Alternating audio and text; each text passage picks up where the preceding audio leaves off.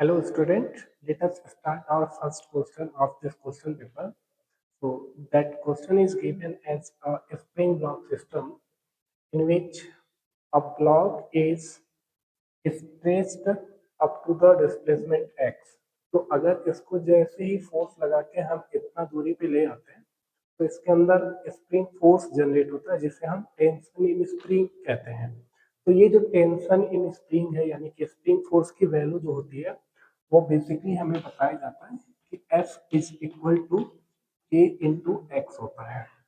ये फॉर्मूला तब अप्लीकेबल होता है जब ये स्प्रिंग लाइट हो। लाइट का मतलब मासलेस हो। तो इस स्प्रिंग का जो मास है वो मासलेस दे रखा है, लाइट स्प्रिंग है। तो अगर ये फॉर्मूला है तो इस फॉर्मूले में के जो होता है वो स्प्रिंग कांस्टेंट होता है। हर एक स्प्रिंग का कांस्टेंट अलग अलग होता है।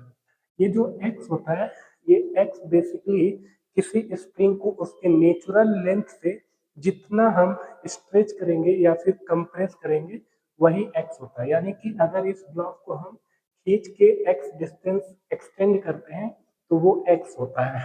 अगर इस ब्लॉक को हम कंप्रेस करेंगे तो उसे भी हम एक्स कहेंगे। तो ये जो फोर्स की वैल्यू है कंप्रेशन या एक्सटेंशन दोनों केस में स्प्रिंग फोर्स की वैल्यू इतना ही आता है। F इज इक्वल टू के एक्स, बेसिकली माइनस का लगा रहता है अगर हम वेक्टर फॉर्म में लिखते हैं। तो क्वेश्चन में हमें दे रखा है कि जब इस ब्लॉक को हम x1 डिस्प्लेस कर रहे हैं तो इस उसमें जो फोर्स लग रहा है वो 5 न्यूटन, और जब हम x2 डिस्प्लेस कर रहे हैं तो उसमें जो फोर्स हमें मिल रहा है वो 7 न्यूटन। तो जब हम 5x1 माइनस 2x2 एक्सटेंड करेंगे तो हमें फोर्स की वैल्यू बतानी है कितनी होगी। तो इसके हेल्प से हम क्या कर सकते हैं, अगर ये फॉर्मूला हमारे पास है तो यहाँ से हम दो लिख सकते हैं। क्या F1 is equal to Kx1 means 5 Newton is equal to K into x1। यहाँ से हम लिख सकते हैं F2 is equal to Kx2। F2 की वैल्यू कितना 7 Newton is equal to 7 Newton is equal to K into x2। जब हम इसको इतना डिस्प्लेस करेंगे इसको तो इस फोर्स कितना लगेगा, F is equal to spring वही है तो स्प्रिंग कांस्टेंट उतना ही होगा कि 5x1 माइनस 2x2। इतना हम डिस्प्लेस करेंगे तो फोर्स इसमें इतना लगेगा और यही हमें कैलकुलेट करना है। तो हम इसे मैनिपुलेट करने के लिए यहाँ से हम ये कर सकते हैं कि x1 की वैल्यू अगर लिखें x1 इज इक्वल टू हम लिख 5/k। इसी तरह से यहाँ पे भी हम लिख सकते हैं क्या x2 is equal to 7/k। इस x2 और x1 की वैल्यू इसमें पुट कर दीजिए।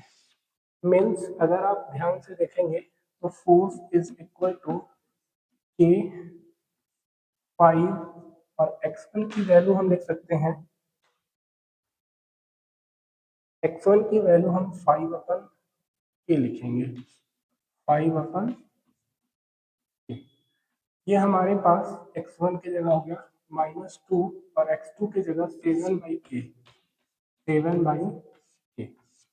अब इसे अगर हम सिंप्लीफाई करें तो k से k कैंसिल आउट हो जाएगा। ये k बेसिकली दोनों से मल्टीप्लाई होगा तो ये k से k कैंसिल आउट हो जाएगा और बचेगा f is equal to 25 minus 14, जिसे हम लिख सकते हैं f is equal to 11 Newton.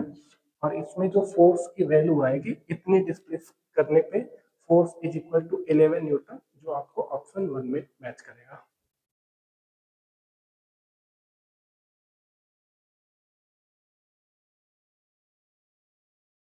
So here question number 2 is a surface region type problem that belongs to nuclear physics chapter in which we have given that assertion as कि बोल रखा है कि जो बाइंडिंग एनर्जी पर nucleons होता है, binding energy पर न्यूक्लियॉन ये independent on atomic mass number, जिसपे मास नंबर जो कि रेंज 30 से लेके 170 के बीच में लाई करता है। तो इसको आपको जानने के लिए बेसिकली आपको रेफर करना होगा एनसीईआरटी बुक में, ये ग्राफ बना रखा है। ठीक है, ये ग्राफ बना रखा है और इसके बगल में जो स्टेटमेंट लिख रखा है वो बेसिकली किसी डेटा के साथ रखा हुआ है और यहीं से इस क्वेश्चन को पिक किया गया है। तो इस ग्राफ के सामने जो लिखा हुआ है ये बाइंडिंग एनर्जी पर न्यूक्लियॉन्स है और यहाँ पे मास नंबर है। तो जैसे जैसे हम मास नंबर को बढ़ाते हैं बाइंडिंग एनर्जी पर न्यूक्लियॉन्स जो है इस तरह से वेरी करता है। तो इसमें जो बोल रखा है कि बाइंडिंग एनर्जी पर न्यूक्लियॉन्स इस रेंज में इंडिपेंडेंट होता है इसके ऊपर एटॉमिक मास नंबर पे, तो बिल्कुल सही है।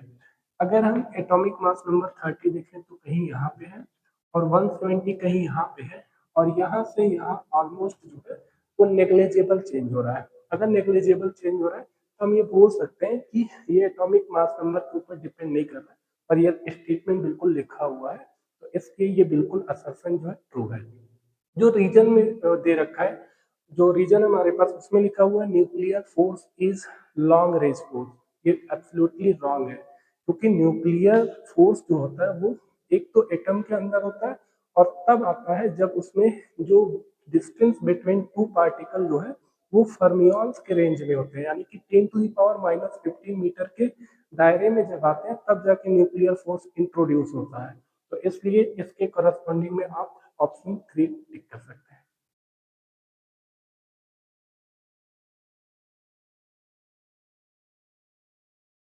So here question number 3 is a dimensional analysis.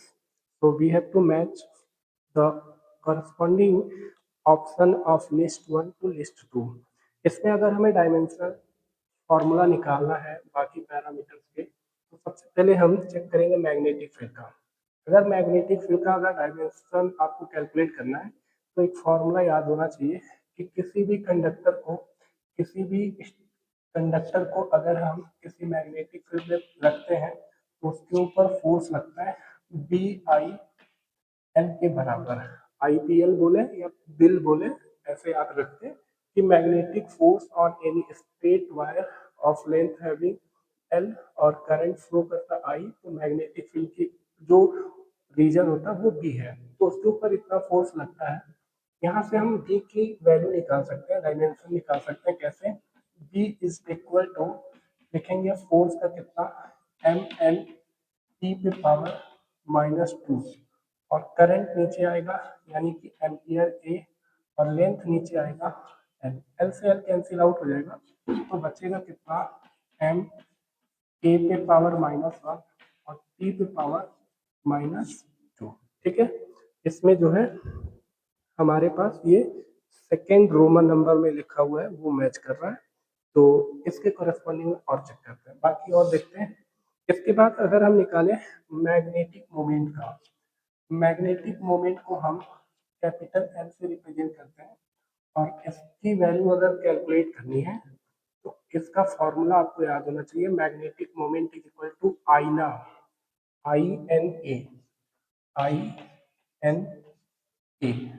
किसी कंडक्टर, किसी क्लोज्ड लूप कंडक्टर में कितना करंट फ्लो कर रहा है वो आई, कितने नंबर ऑफ लूप है वो एन और उस लूप का कितना एरिया है ए। अगर हम बोलते हैं आईना तो ये हमें बहुत सिंपल तरीके से याद रहता है। एन का कोई डायमेंशन नहीं होता है, इसका मतलब डायमेंशन ऑफ एम अगर हम लिखें तो इसकी वैल्यू लिखेंगे एम्पियर और एरिया का होगा एल स्क्वायर। तो ये भी हमें मिल रहा है किसमें, फोर्थ में। इसके बाद अगर हम नेक्स्ट लिखें टोरेजनल कांस्टेंट। टोरेजनल कांस्टेंट बेसिकली आपको क्या होता है ये समझना होगा। टाउ इज इक्वल टू के थीटा, ये हम क्यों लिखे वो समझिए। अगर हमारे पास कोई स्प्रिंग होता है, उस स्प्रिंग को जब हम स्ट्रेच करते हैं, किसी स्प्रिंग को जब स्ट्रेच करते हैं तो उसके अंदर एक फोर्स आ जाता है कितना के इंटू एक्स। अगर इसे हम एक्स डिस्प्लेस नहीं करेंगे नेचुरल लेंथ से तो ये अपने आप को स्प्रिंग फोर्स नहीं लगाएगा। स्प्रिंग फोर्स हमेशा ये चाहता है कि वो नेचुरल लेंथ पे रहे। ठीक है, सेम उसी तरीके से किसी स्प्रिंग को अगर आप ट्विस्ट करते हैं, जब आप ट्विस्ट करके रिलीज करेंगे तो वो वहीं रुका नहीं रहेगा, अपने आप को रिकवर करेगा ओरिजिनल स्ट्रक्चर पे। तो जिस तरह से ये रिकवर करने के लिए लीनियर फोर्स अप्लाई करता है ब्लॉक को लाने के लिए, सेम उसी तरीके से ये ट्विस्टेड स्प्रिंग जो है टॉर्क लगाता है और वो कितना टॉर्क लगाएगा -k थीटा, डायरेक्शन अपोजिट रहेगा और ये के स्प्रिंग कांस्टेंट होगा, और ये थीटा जो है, ये थीटा जो है हमारे पास वो एंगल कितना ट्विस्ट किया है। तो यहाँ पे जो कांस्टेंट है इसको स्प्रिंग कांस्टेंट नहीं टोरोइजनल कांस्टेंट कहते हैं। तो अगर इसका हमें डायमेंशन कैलकुलेट करना है तो आपको याद रखना है किसका, फोर्स से हमें वर्क का मिलता है, वर्क का ml² टी पे पावर -2 होता है। Work is a form of energy होता है, और वो सारी एनर्जी का वो डायमेंशन उतना ही होता है। तो जहाँ पे आप याद रखते हैं कि वर्क का इतना होता है, किसी भी एनर्जी का इतना होता है, वहीं पे आप ऐड कर सकते हैं कि टोरिजिनल कांस्टेंट का टॉर्क के बराबर होता है, और टॉर्क का वर्क के बराबर होता है, क्योंकि torque is equal to force into r perpendicular होता है। Force is into r perpendicular, तो ये तो वही है जो वर्क का जैसे होता है। तो इसका मतलब टॉर्क का वर्क के बराबर होता है, और टॉर्क के बराबर हम किसका लिखेंगे, टोरिजिनल कांस्टेंट का लिखेंगे। क्यों, क्योंकि ये जो थीटा होता है वो डायमेंशन लेस होता है, तो इसलिए हम यहाँ पे टोरिजिनल कांस्टेंट का जो डायमेंशन लिखेंगे वो ml² टी पे पावर -2 लिखेंगे। ठीक है, इसके बाद हमसे पूछ रहा है कि परमिबिलिटी ऑफ फ्री स्पेस, यानी कि म्यू नॉट का पूछ रहा है, और जो एप्सिलॉन नॉट होता है उसको हम permittivity permittivity of free space कहते हैं। अगर इसका आपको कैलकुलेट करना है तो या इसको कैलकुलेट करने का तरीका होता है कि किसी रिंग के थ्रू अगर सेंटर पे आप मैग्नेटिक फील्ड की वैल्यू लिखना चाहते हैं, तो इसका रेडियस आर और करंट आई फ्लो कर रहा है, तो इसके लिए बी की वैल्यू होती है mu not I upon 2r। ये सेंटर पे मैग्नेटिक फील्ड का वैल्यू होता है। तो बी का तो अभी हमने यहाँ पे कैलकुलेट किया, तो लिखेंगे कितना, अगर हमें म्यू नॉट का कैलकुलेट करना है तो mu naught is equal to लिखेंगे बी इंटू आर अपन आई। तो बी की वैल्यू कितना, M into A inverse T पे पावर -2, रेडियस एल होगा, और अपन में एम्पियर जो है नीचे रहेगा। इस एम्पियर को ऊपर लेके जाएंगे और लिख सकते हैं एम इंटू एल ए पे पावर -2 टी पे पावर -2। और जब आप लिस्ट 1 और लिस्ट 2 को मैच करेंगे तो आपको इसके अकॉर्डिंग यहाँ हमारे पास है, ये हमारे पास है, और ये हमारे पास है, और ये है। ठीक है, तो ऑप्शन 1 मैच करेगा।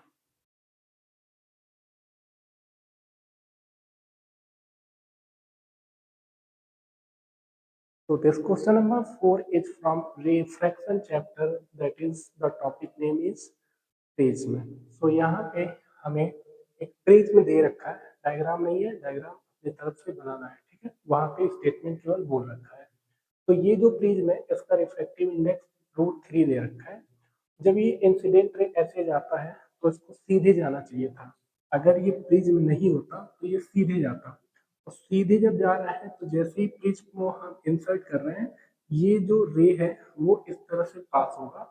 अगर इस तरह से पास होता है तो इसका जो ओरिजिनल पाथ है उससे फाइनल रिफ्लेक्टेड रे जितना एंगल डेविएट होता है इसको हम डेविएशन कहते हैं। तो ये डेविएशन की वैल्यू मिनिमम हो उसके लिए एक कंडीशन हम कैलकुलेट करते हैं, और वो कंडीशन के अकॉर्डिंग हमें ये फॉर्मूला मिलता है कि म्यू की वैल्यू हम कितना रखेंगे वो इसके अकॉर्डिंग होता है। ठीक है, तो ये फॉर्मूला आपको याद होना चाहिए। ये जो एंगल ए होता है इसको हम एंगल ऑफ प्रिज्म कहते हैं, और दे रखा है हमें कि जो मिनिमम डेविएशन है वो एंगल ऑफ प्रिज्म दोनों आपस में इक्वल है। अगर ऐसा कंडीशन दे रखा है तो इस कंडीशन पे हमें ये एंगल ए की वैल्यू कैलकुलेट करनी है कितना होगा। तो इसमें अगर हम यहाँ पे पुट करें तो म्यू इज इक्वल टू हमें √3 दे रखा है, mu is equal to √3 is equal to यहाँ पे साइन डेल्टा मिनिमम अगर ए के बराबर है तो इसका मतलब हम 2a + a 2a लिख सकते हैं, 2a/2 और अपन में साइन a/2। ये इसको हम साइन a लिख सकते हैं, साइन a और अपन में साइन a/2। अगर आपको एक फॉर्मूला ट्रिग्नोमेट्री का याद हो कि sine 2 theta sine 2 theta is equal to 2 sine theta cos theta होता है। अगर ये फॉर्मूला हम यहाँ पे अप्लाई करें तो यहाँ 2 थीटा रहता तब थीटा और थीटा मिलता, यानी कि जो एंगल यहाँ पे उसी का हाफ यहाँ पे और हाफ यहाँ पे। तो अगर केवल थीटा होगा तो हम इसको लिख सकते हैं 2 sine theta by 2 cos theta by 2। तो सेम उसी फॉर्मूले को यहाँ पे मैनिपुलेट करेंगे, लिखेंगे sine 2 sine A by 2 cos A by 2 और अपन में साइन ए बाई 2। ये अगर कैंसिल आउट होता है तो इसका मतलब बचेगा कितना, 2 कॉस ए बाई 2, जो कि किसके बराबर होगा, √3 के बराबर होगा। तो हम फर्दर क्या लिखेंगे, √3 इज इक्वल टू कितना, 2 cos A by 2, 2 cos A by 2, इस 2 को इधर लेके आएंगे तो √3/2 is equal to cos A by 2। Cos theta √3/2 कब आता है, जब थीटा थीटा की वैल्यू 30 डिग्री होता है। अगर 30 डिग्री है तो इसका मतलब हम लिखेंगे a/2 is equal to 30 degree. Means a की वैल्यू कितनी आएगी, 2 को इधर मल्टीप्लाई करें तो 60 डिग्री। यही हमें कैलकुलेट करना था, एंगल ऑफ प्रिज्म ए की वैल्यू 60 डिग्री, ऑप्शन 3।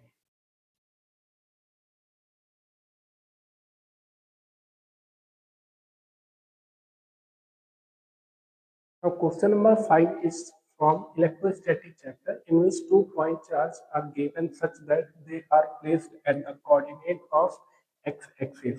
जहाँ पे हमें एक चार्ज जो है ओरिजिन से लेफ्ट में -7 सेंटीमीटर अवे है और दूसरा वाला एक्स एक्सिस पे +7 सेंटीमीटर अवे है।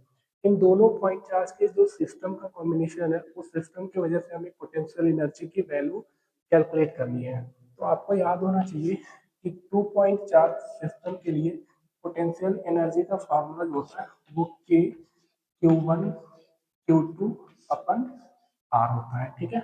वैसे 2 और more than 2 charge particle of system के लिए भी अप्लीकेबल होता है, बट आप एक बार में 2 ही चार्ज पार्टिकल को कंसीडर करके और बारी बारी जो है आप अप्लाई करके वैल्यू कैलकुलेट करके सबको ऐड करेंगे तो पूरे सिस्टम का आएगा। बेसिकली यहाँ पे तो 2 ही चार्ज पार्टिकल है, तो सिंपली हम एक बार केवल इस्तेमाल करेंगे। ध्यान रहे कि इस फॉर्मूले में Q1 और Q2 की वैल्यू जो है वो आपको साइन ऑफ चार्ज पुट करना होगा। आपको ये याद करना मुश्किल अगर होता है तो एक चीज याद रखना है कि कोई भी फॉर्मूला इलेक्ट्रोस्टैटिक में अगर आपको वेक्टर फॉर्म में मिलता है तो वहां पे साइन ऑफ चार्ज पुट करना है। इसके अलावा पोटेंशियल और पोटेंशियल एनर्जी के फॉर्मूले में भी पुट करना है, मतलब कि वहां पे जहाँ पे वैल्यू जो है नेगेटिव आ सकता है। तो पोटेंशियल और पोटेंशियल एनर्जी एक ऐसा क्वांटिटी है, ये दोनों ऐसे क्वांटिटी हैं जहाँ पे वैल्यू जो है मैग्नीट्यूड नेगेटिव भी आ सकता है। तो ऐसे जगह पे हम साइन ऑफ चार्ज पुट करते हैं। वैसे याद ऐसे ही रहना चाहिए कि कोई भी वेक्टर का फॉर्मूला मिले प्लस पोटेंशियल और पोटेंशियल एनर्जी तो हम साइन ऑफ चार्ज पुट करेंगे। तो अगर हम पुट करते हैं तो के की वैल्यू हमें याद होनी चाहिए, वैसे दिया भी रहता है कितना, 9 इंटू 10⁻9 होता है।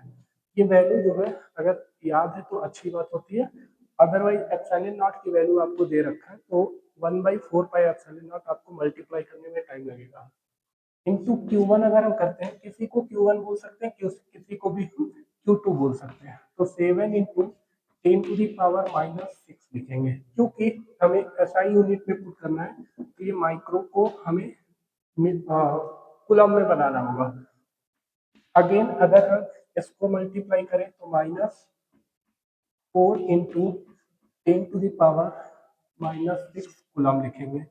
अपन में जो सेपरेशन है वो सेपरेशन आप ध्यान से देखिए 14 सेंटीमीटर है, तो 14 और इंटू में 100, सॉरी अपन में 100 करेंगे, क्योंकि अगर 100 करते हैं तो 10⁻2 मीटर में हमें रखना होगा, ठीक है। तो इसको अगर सिंप्लीफाई करते हैं, ये 7 2 टाइम में, उसके बाद 9 जो है 4 टाइम में 36 होगा, माइनस का 36 अपन 2 इंटू 10 टू द पावर देखिए कितना होगा, ये 6 और 6 माइनस का 12, ये -2 कैंसिल आउट करेगा माइनस का 10, यानी कि 9 कैंसिल आउट करेगा तो माइनस का 1, तो -1 आएगा। यानी कि यहाँ पे अगर हम लिखते हैं तो माइनस का 18 और डिवाइडेड बाई 10 -1.8 जूल जो हमारे पास ये पोटेंशियल एनर्जी आएगा SI यूनिट में, तो ऑप्शन 4।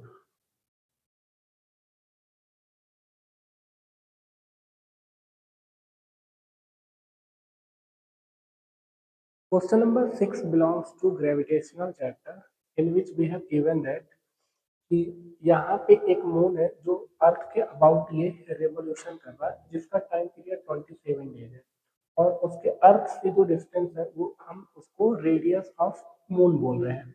और एक सैटेलाइट है, जो सैटेलाइट जो है वो 7 टाइम्स क्लोजर है। 7 टाइम्स क्लोजर का मतलब ये है कि जो डिस्टेंस जो रेडियस मून का है उससे 7 टाइम छोटा होना चाहिए, यानी कि आर्यन के 9 टाइम डिवाइड होगा, तब जाके ये हम रेडियस ऑफ सैटेलाइट बोल सकते हैं। तो ये सैटेलाइट का जो रेडियस है वो RS है, तो हमें कैलकुलेट करना है कि टाइम पीरियड ऑफ सैटेलाइट कितना होगा।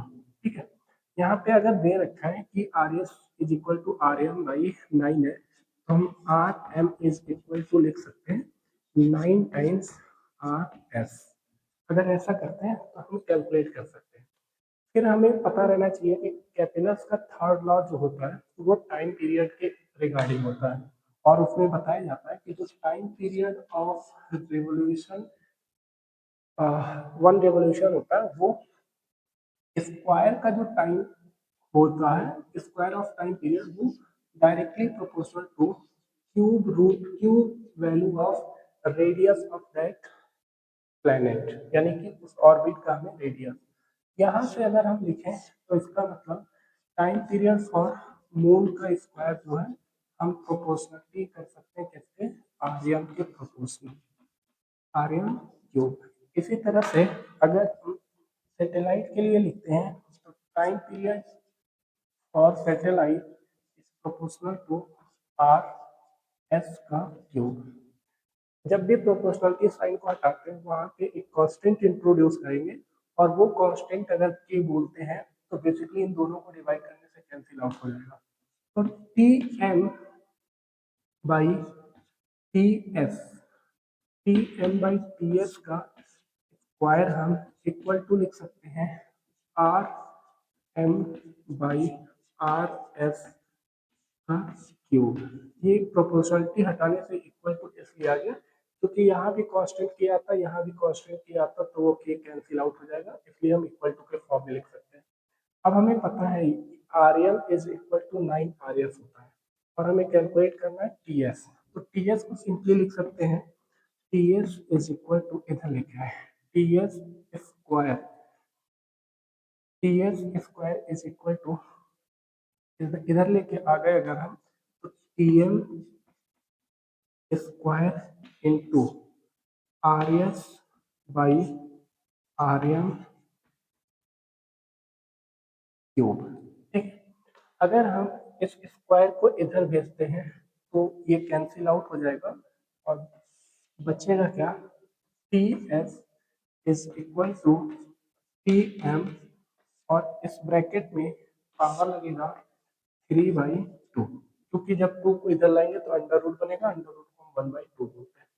RS की वैल्यू RS भी रहने देते हैं, बट RM की वैल्यू 9 RS लिखते हैं, 9 RS, तो ये RS कैंसिल आउट हो जाएगा, और बचेगा कितना, TS is equal to, TM की वैल्यू दे रखा है 27 डेज, 27 इंटू RS 1/9 को हम 3 का स्क्वायर लिख सकते हैं, 3 का स्क्वायर और 3/2, यानी कि जब हम अप्लाई करेंगे तो 1 तो 1 ही रहेगा, लेकिन इसको हम 3 पे पावर 3 लिख सकते हैं, और वो 3 पे पावर 3 जो है 3 टाइम्स मल्टीप्लाई करने से क्या बनेगा 27, 27/27 मीन्स TS की वैल्यू जो है वो 1 आएगा, और ये डेज में था इसलिए ये डे आएगा।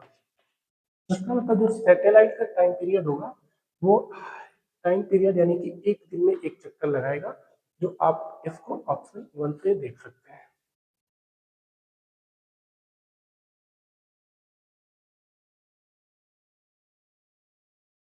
Look at here, question number 7 is based on galvanometer. तो गैल्वेनोमीटर के बारे में हमें सबसे पहले पता होना चाहिए कि गैल्वेनोमीटर एक ऐसा इलेक्ट्रिकल डिवाइस है जो करंट को डिटेक्ट करने के लिए यूज करते हैं, या फिर हम बहुत माइनर से वैल्यू ऑफ करंट को मेजर करने के लिए, यानी कि इसको हम इस्तेमाल करते हैं माइक्रो एम्पियर तक मेजर करने के लिए। तो अगर माइक्रो एम्पियर तक ये करंट मेजर करता है तो ये हमारे लिए हर जगह यूजफुल नहीं होता है, इसीलिए हम इसको अमीटर में कन्वर्ट करते हैं, जो कि वो बहुत सारे रेंज तक की करंट की वैल्यू को मेजर करता है। तो गैल्वेनोमीटर जो होता है वो या तो करंट को डिटेक्ट करता है या तो बहुत स्मॉल वैल्यू ऑफ करंट को मेजर कर पाता है। तो इसमें जब हम ज्यादा करंट को फ्लो करने देंगे तो वो जो है डैमेज हो जाएगा गैल्वेनोमीटर, उससे ज्यादा करंट नहीं फ्लो करा सकते। तो जो आईजी की वैल्यू है वो एक लिमिटेड वैल्यू है, ये एक मैक्सिमम वैल्यू है, इससे ज्यादा अगर हम फ्लो कराएंगे तो ये डैमेज हो जाएगा। तो ये हमारे पास एक ड्रॉबैक है कि इसको इससे ज्यादा करंट नहीं भेज सकते। ये आरजी जो है ये गैल्वेनोमीटर के पास जो रेजिस्टेंस है वो 30 एम्पियर है। फुल डिफ्लेक्शन का मतलब ये होता है कि जब हम करंट पास करा रहे होते हैं तो गैल्वेनोमीटर धीरे धीरे उसका पॉइंटर जो ऐसे बढ़ रहा होगा। तो गैल्वेनोमीटर से जो मैक्सिमम करंट हम 20 मिली एम्पियर फ्लो करा रहे हैं तो गैल्वेनोमीटर अपने फुल डिफ्लेक्शन पे है, और इससे ज्यादा अगर गया तो इसका मतलब ये गैल्वेनोमीटर डिटेक्ट डैमेज हो जाएगा। तो इसको हम कन्वर्ट करते हैं अमीटर में, और इसे कन्वर्ट करते हैं वोल्ट मीटर में। तो अभी फिलहाल हम अमीटर की कहानी समझते हैं कि क्या होता है।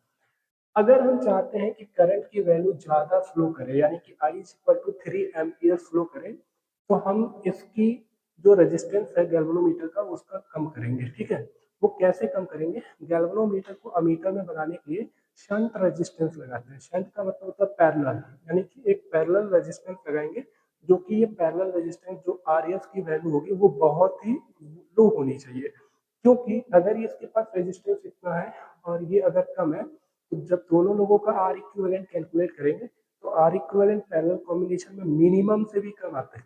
तो अगर ये बहुत कम है तो इक्विवेलेंट इससे भी बहुत कम आएगा, और जब ये कम आएगा तो करंट इजीली जो है ज्यादा अमाउंट में फ्लो कर सकता है। अदरवाइज यहाँ पे रेजिस्टेंस की वैल्यू ज्यादा है, इसलिए करंट यहाँ पे ज्यादा नहीं फ्लो करता है। तो अगर हम इसे बनाना चाहते हैं कि 3 एम्पियर तक फ्लो कराए, तो ये आर एस की वैल्यू हमसे पूछा है। अगर इसमें मैक्सिमम करंट इतना जा रहा है तो इसका मतलब ये आई जी की वैल्यू इस स्टेप में यहीं पे है। ठीक है, कि आई जी की वैल्यू हमें पता है और इसका रेजिस्टेंस ये है। इसका मतलब इसके अक्रॉस वोल्टेज मेंटेन रहेगा मैक्सिमम कितना, वो V इज इक्वल टू हम लिखेंगे 20 × 10⁻³ इंटू 30।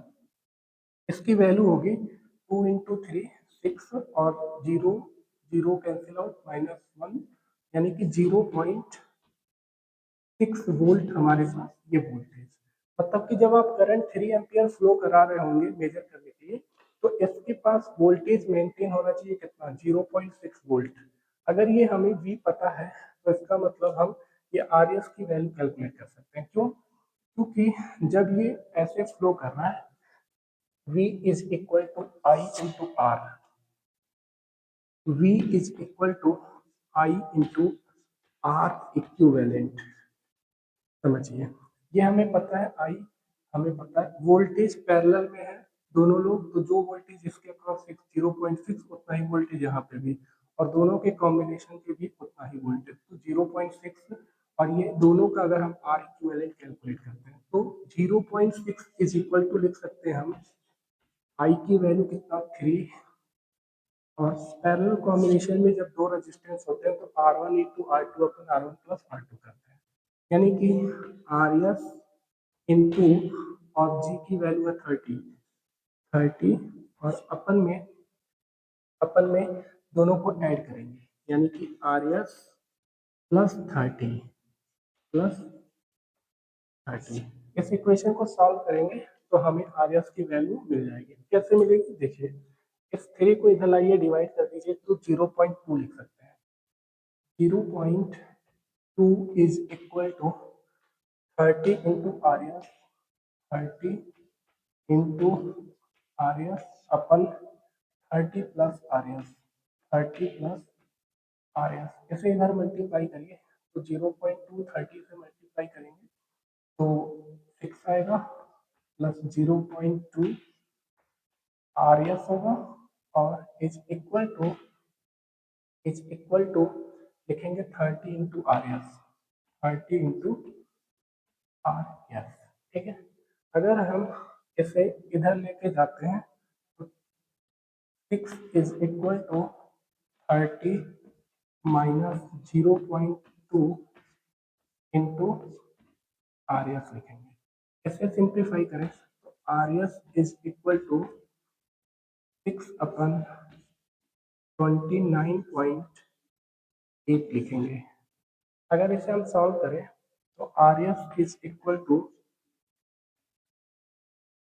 6 इंटू 10/298। ये हमारे पास जो आर एस की वैल्यू आ रही है, बेसिकली हमें एक फॉर्मेट में बताना है जिसकी वैल्यू दे रखी है 30/x के फॉर्मेट में लिखा हुआ है। मीन्स यहाँ पे 30/x के फॉर्मेट में अगर लिखा है तो हमें x की वैल्यू बतानी है। इसे हम कैसे लिख सकते हैं, 6 इंटू 5 करें तो 30 हो जाएगा, बचेगा 2, 2 को नीचे डिवाइड कर देते हैं तो इसे हम लिख सकते हैं 30 अपन और 2 से डिवाइड करने पे ये 149 होगा। इसका मतलब जो x की वैल्यू होगी वो 149, जो आपको ऑप्शन 1 में मैच करेगा।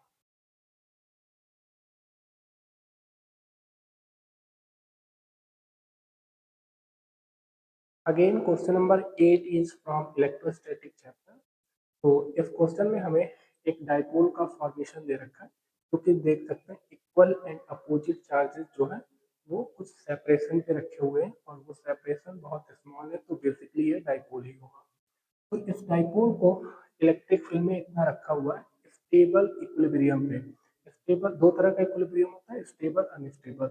जब डाइपोल जो है इलेक्ट्रिक फील्ड के डायरेक्शन में होगा यानी कि थीटा इज इक्वल टू 0 पे, तो वो स्टेबल कंडीशन होता है, और जब एंटी पैरेलल होगा यानी कि theta is equal to 180 degree तो वो अनस्टेबल होगा। डाइपोल का जो डायरेक्शन होता है वो बेसिकली माइनस चार्ज से पॉजिटिव चार्ज की तरफ होता है, पी वेक्टर यानी कि डाइपोल मोमेंट का डायरेक्शन। ये इलेक्ट्रिक फील्ड का डायरेक्शन अगर इधर दे रखा है, इसका मैग्नीट्यूड है, तो ये दोनों पहले पैरेलल है। ठीक है, इसको इधर से इधर रीओरिएंट करने में एक्सटर्नल एजेंट को कुछ वर्क डन करना पड़ेगा और वही कैलकुलेट करना है। तो वर्क पावर एनर्जी में आपको बताया जाता है कि कोई भी चेंज इन पोटेंशियल एनर्जी जो होता है वो माइनस का work done by conservative force होता है, और वो equal to work done by external agent होता है पॉजिटिव में। ये हम तब अप्लाई कर सकते हैं जब किसी भी प्रोसेस को बहुत ही क्वासिस्टेटिक प्रोसेस में करें। क्वासिस्टेटिक का मतलब कि बहुत ही स्लोली, बहुत स्लोली का मतलब कि कोई भी काइनेटिक एनर्जी में चेंज नहीं होगा, उसे हम नेग्लेक्ट कर सकते हैं। तो इसका मतलब हम delta U is equal to लिख सकते हैं डब्ल्यू एक्सटर्नल। ये हमें कैलकुलेट करना है, और डेल्टा यू का मतलब होता है किसी भी चेंज इन क्वांटिटी का मतलब होता है final quantity minus initial quantity is equal to W external. इसके एडिशन में आप एक और फॉर्मूला आपको ध्यान में रखना है क्या, कि जो potential energy in case of dipole moment होता है वो माइनस का पी ई कॉस थीटा होता है। अगर ये फॉर्मूला आपको ध्यान में है तो आपको यहाँ से यहाँ जाने के लिए थीटा इनिशियल कितना है, थीटा इनिशियल जो है वो 0 डिग्री पे है, और थीटा फाइनल यानी कि थीटा टू जो है वो 180 डिग्री पे है, तभी अनस्टेबल होगा। तो इसमें हम फाइनल कितना 180 लिखेंगे, तो अगर यहाँ पे हम लिखें minus B E minus P E cos 180 degree और माइनस ये तो हमारे पास क्यू फाइनल हो गया, माइनस माइनस का P E cos 0 degree is equal to W external. इसकी वैल्यू अगर आपका कैलकुलेट करना है तो ये माइनस पी और कॉस 180 की वैल्यू होती है कितना, -1, यानी कि ये प्लस का पी हो जाएगा और माइनस माइनस ये प्लस में अगेन ये पी कॉस 0 की वैल्यू +1 होता है, तो इसका मतलब यहाँ पे भी हमें पी मिलेगा और ये डब्ल्यू एक्सटर्नल का value.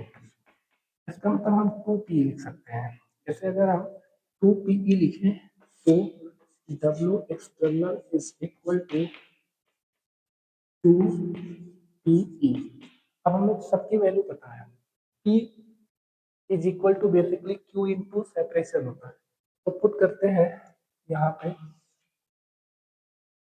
W is equal to लिखेंगे हम कितना 2 इंटू पी की वैल्यू किसी एक चार्ज का मैग्नीट्यूड कितना 4 इंटू 10⁻⁻6 और ई की वैल्यू 10⁻⁻4 सॉरी अभी हम क्यू लिखे और ए का वैल्यू अगर लिखना है तो यहाँ से यहाँ तक का जो डिस्टेंस है वो 18 है और सेंटीमीटर में है, यानी कि हम 18 इंटू 10⁻⁻2 लिखेंगे। अब इलेक्ट्रिक फील्ड की वैल्यू अगर मल्टीप्लाई करना है तो 10⁻⁻4 मल्टीप्लाई 10⁻+4 है। अब इसे अगर हम सॉल्व करें तो उसकी वैल्यू लिख सकते हैं कितना, ये 72 और 72 इंटू 2 144 144 इंटू 10⁻⁻8 और माइनस का 4। इसका मतलब इससे अगर हम इससे हम 2 जीरो निकाल देते हैं, इससे अगर 2 जीरो निकालेंगे तो 10 जीरो आंसर लिख सकते हैं हम 1 जीरो निकालते हैं 14.4 अगर लिखें तो 10⁻⁻3 और सब चीज हमने एसआई यूनिट में पुट किया था इसलिए ये जूल में आएगा। तो इसका मतलब हम इसे लिख सकते हैं क्या, इसे लिख सकते हैं 14.4 मिली जूल और ये हमारे पास जो आंसर 14.4 मिली जूल आ रहा है आपको ऑप्शन 3 में मैच करेगा।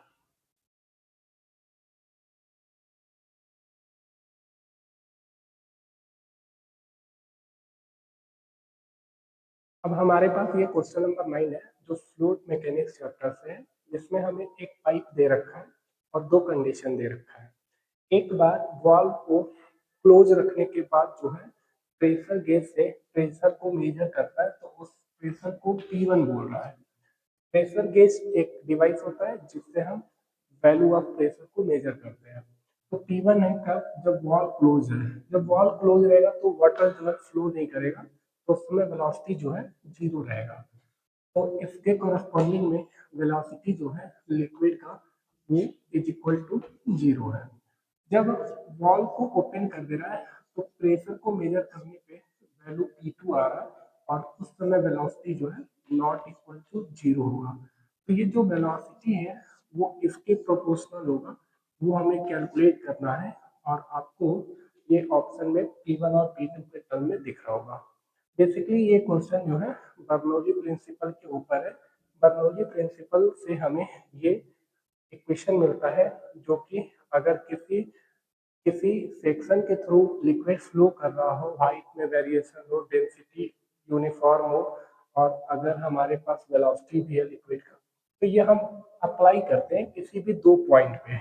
यहाँ पे अप्लाई करिए, यहाँ पे अप्लाई करिए, या पाइप जो है टेढ़ा है तो वो पॉइंट आप कहीं पे भी अप्लाई करिए। बेसिकली आपको किसी रेफरेंस लाइन से वो हाइट जो है पता रहना चाहिए। तो अगर हम ये पहले केस में अप्लाई करते हैं, पहले केस में जब वो क्लोज है, अगर क्लोज है तो इसका मतलब प्रेशर P1 होगा और वेलोसिटी जीरो होगा।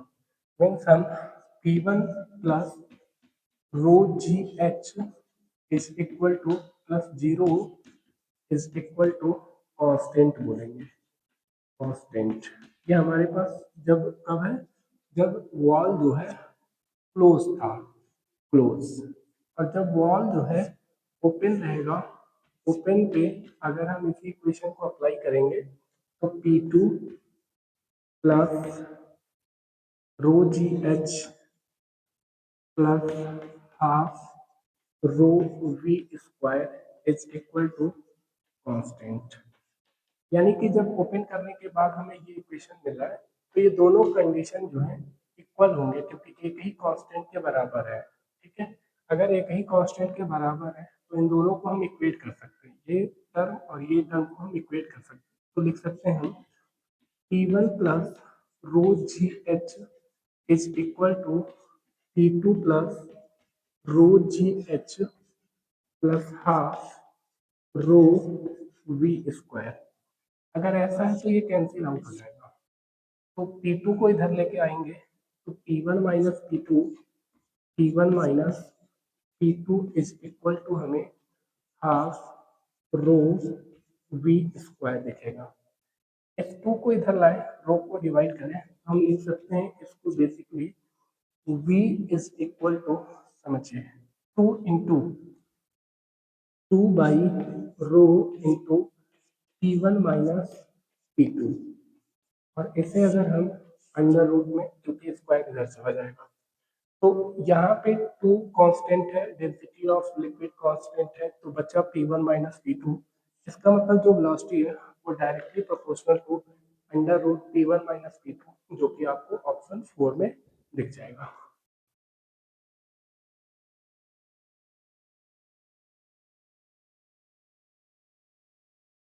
Now this question number 10 belongs to chapter kinetic theory of gases, in which we have given some of the parameter like this, और हमसे पूछ रखा है कि चेंज इन एंट्रोपी कितना होगा जब किसी वाटर को स्लोली हीट किया जा रहा है। एंट्रोपी बेसिकली होता है रैंडमनेस, यानी कि जब आप चलते हैं तो इसको कंपेयर करते हैं कि किसी एक पैरामीटर में कितनी स्मूथनेस है और उसी के कंपेरेटिवली कितना रैंडमनेस है। जैसे अगर हम कहें कि मिलिट्री का जो वो स्क्वाड होता है वो बहुत पैरेलल में चलते हैं लोग, तो उसमें रैंडमनेस नहीं होता है, वो बहुत ही ज़्यादा स्मूथनेस होता है उसमें। बट अगर आप किसी चौक पे जाएं तो ट्रैफिक आपको जो बहुत ज़्यादा मिलता है मार्केट में, बाइक और कार रैंडमली इधर उधर चलते हैं, वही एंट्रोपी होता है। तो वो एंट्रोपी का मतलब होता है रैंडमनेस। ये आपको फॉर्मूला याद रखना होगा कि जो चेंज इन एंट्रोपी है, एंट्रोपी कभी ऐसा नहीं है कि किसी एक पर्टिकुलर वैल्यू पे आपको टाइम पे या पर्टिकुलर इंस्टेंट पे आपको एंट्रोपी की वैल्यू कैलकुलेट किया जाए। वो एक एंट्रोपी का लेवल जो है दूसरे लेवल तक जाता है जब हम टेम्परेचर में चेंज करते हैं। तो अगर चेंज इन टेम्परेचर, चेंज इन, अगर आपको एंट्रोपी कैलकुलेट करना है तो कितना हीट एनर्जी में चेंज हुआ और कितना टेम्परेचर पे आप कैलकुलेट करना चाहते हैं, वही हमें चेंज इन एंट्रोपी मिलेगा। तो ये फॉर्मूला आपको अगर याद है तो उसी चीज को इस तरह से मैनिपुलेट करते हैं, और फिर आपको थर्मोडायनेमिक्स में कैलोरीमेट्रिक चैप्टर में आपको बताया जाता है कि dq is equal to dq is equal to ms dt होता है, ms dt। ये फॉर्मूला आपको कैलोरीमेट्री में बताया जाता है, थर्मोडायनेमिक्स में बेसिकली, कि ये मास है, ये स्पेसिफिक हीट है, और ये जो है चेंज इन टेम्परेचर है। तो dq की जगह अगर हम ये पुट करें तो लिखेंगे क्या, integration of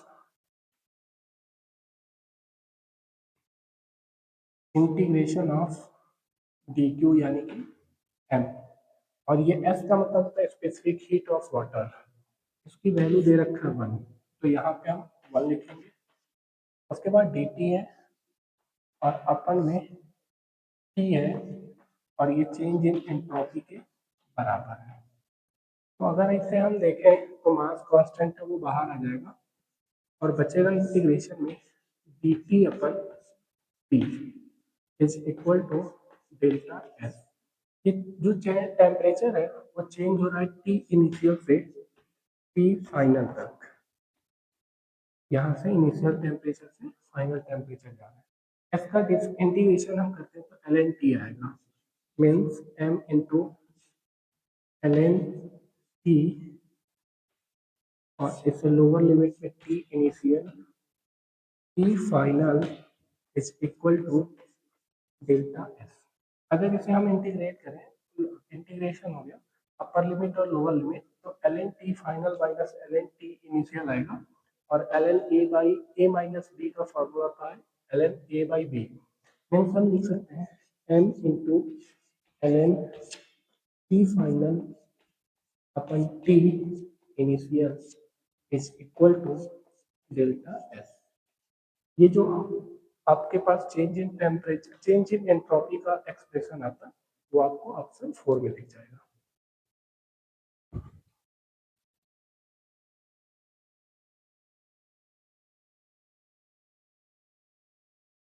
This question number 11 is from projectile motion chapter, in which a ball is projected at 60 degree angle और यहाँ से बॉल को अगर फेंका जा रहा है तो ये मैक्सिमम हाइट पे और यहाँ पे हमें काइनेटिक एनर्जी कंपेयर करना है। बेसिकली यहाँ पे काइनेटिक एनर्जी अगर हमें दे रखा है के, और तो मैक्सिमम हाइट पे इसके पास काइनेटिक एनर्जी कितना होगा वो हमें बताना है इन टर्म्स ऑफ के। तो अगर हम ये कहें कि यहाँ पे अगर पार्टिकल का काइनेटिक एनर्जी है के, तो हम लिख सकते हैं half M V square is equal to के।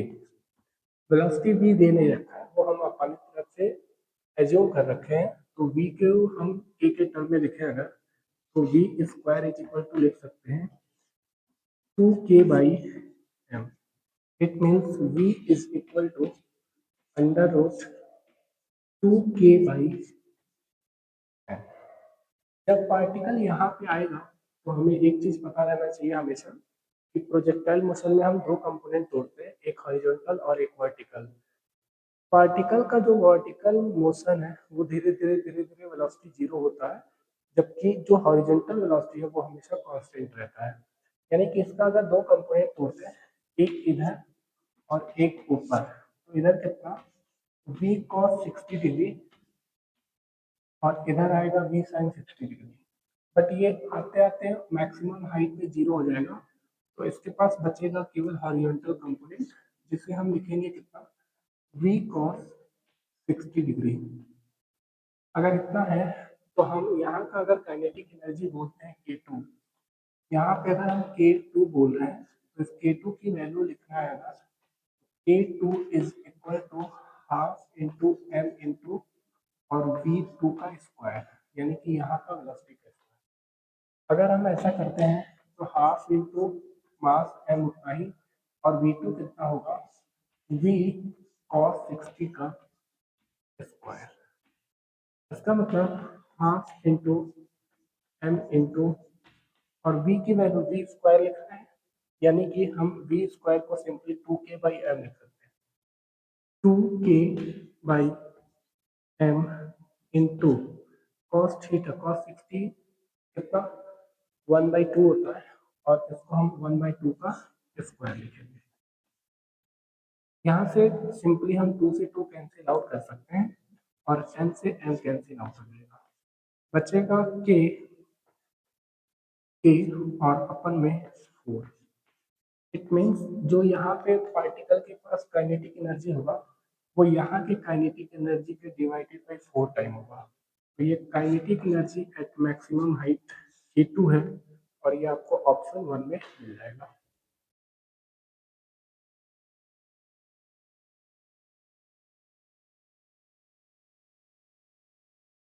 Question number 12 is interesting, that belongs to chapter rotational motion, in which we have given that a disk and theta as a function of time, and we have to calculate the power applied by torque at t is equal to 2 seconds. तो ये जो disc है uniform mass m का है और इसका axis जो है इस डिस्क के प्लेन के परपेंडिकुलर है, उसके अबाउट में ये रोटेट कर रहा है। तो अगर हम एक्सिस ये बनाते हैं डिस्क के परपेंडिकुलर में, तो इसका जो मोमेंट ऑफ इनर्शिया आता है, moment of inertia is equal to mr square by 2। अब हम पावर तक पहुंचेंगे कैसे वो समझिए। जब लीनियर मोशन हम पढ़ते हैं तो पावर इज इक्वल टू होता है F.V, जिसे हम FV cos थीटा बोलेंगे, और अगर वो मैक्सिमम है पैरेलल है तो इसलिए हम फोर्स और वेलोसिटी को FV सिंपली लिख सकते हैं।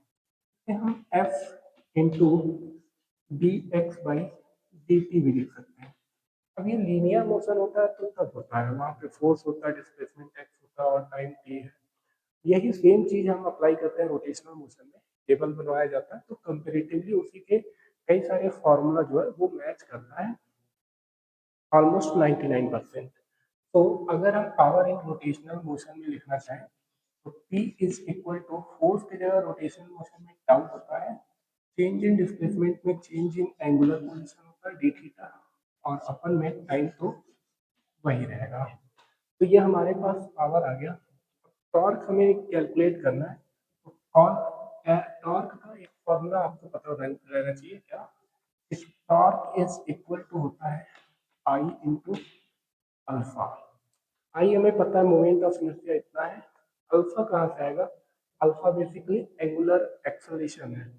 तो ये theta as a function of time दे रखा है, इसको एक बार डिफरेंशिएट करिए तो ओमेगा मिल जाएगा यानी कि एंगुलर वेलोसिटी, एक बार और डिफरेंशिएट करेंगे तो अल्फा मिल जाएगा। तो चलिए करते हैं, यानी कि अगर हम डिफरेंशिएट करते हैं तो ओमेगा इज इक्वल टू हमें क्या मिलेगा, तो 10t लिखेंगे, 10t और -8 लिखेंगे, -8, ये हमारे पास ओमेगा आ गया। एक बार और डिफरेंशिएट करेंगे तो अल्फा आ जाएगा, और alpha is equal to simply 10 आएगा और ये 8 का 0 हो जाएगा। तो अगर हमें अल्फा पता चलेगा तो इसमें पुट करते हैं, यानी कि tau is equal to mr² by two और इंटू 10 अल्फा की जगह। अगर हम 10 पुट करते हैं तो tau is equal to simply लिख सकते हैं 5mr²। अगर हमें टाउ की वैल्यू पता चलेगा तो यहाँ पे हम टाउ की वैल्यू लिखेंगे, tau is equal to sorry power is equal to tau की वैल्यू 5mr², और ये basically D theta by D T है, यानी कि इसको जब हम एक बार रेस्पेक्ट में टी के रेस्पेक्ट में डिफरेंशिएट करेंगे, ओमेगा जैसे हम बोल रहे हैं वही सेम चीज है यहाँ पे। तो यहाँ पे D theta by D T की जगह 10t -8 लिखेंगे। अगर ऐसा आ गया तो इसका मतलब हम t is equal to 2 second पे पावर कैलकुलेट करना चाहते हैं।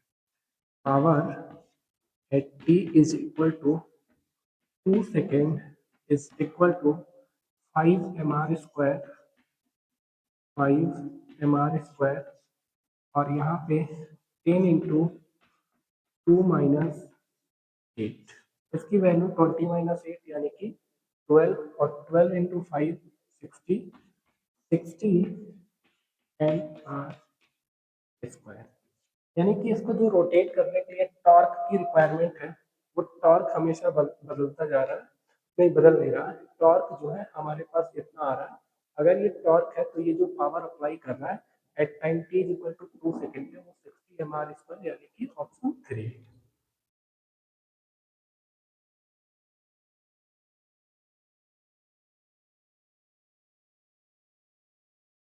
Look at question number 13 that belongs to photoelectric effect chapter, in which some of the parameter related to this topic is given.